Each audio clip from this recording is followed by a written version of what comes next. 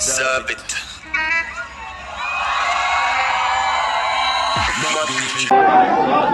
اقسم بالله سيئة، بس عشان نبقى فاهمين. انت افسدت شباب مصر.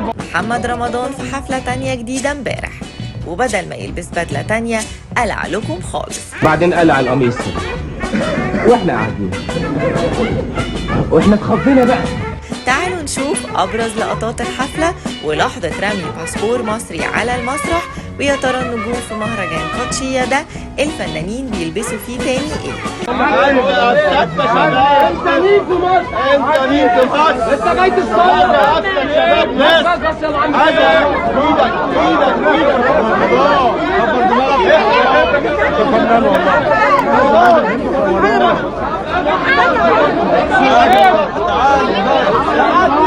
أحيا محمد رمضان حفله الثاني في مهرجان كوتشيا.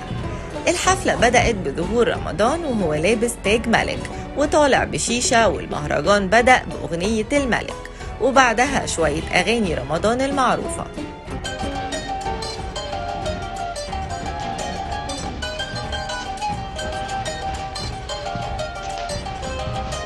وخلال تقديمه لأغنية ثابت قام واحد من الحضور برمي الباسبور المصري على المسرح.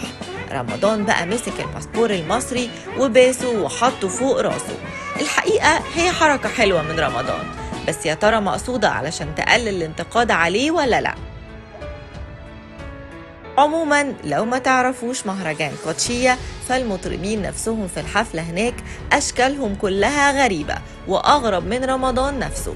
فالظاهر إن رمضان قالك اشمعنى هم اللي قالعين، مرة ألبس لهم بدلة رقص ومرة أقلع لهم علشان التنوع بقى. يا ترى انتوا ايه رأيكم اللي بيقدمه محمد رمضان الفترة الأخيرة؟ نترك لكم التعليق.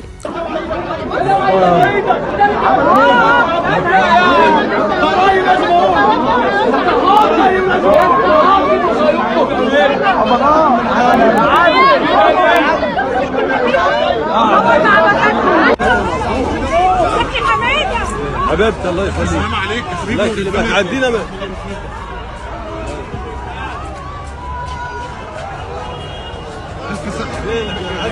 انا عدي من هنا. محمد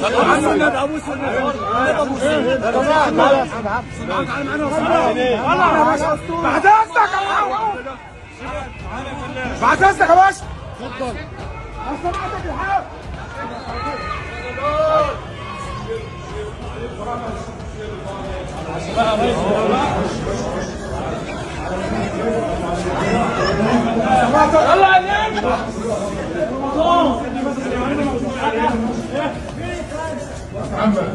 محمد دي تطلع عربيات تانية يا محمد. يا محمد دي تطلع عربيات.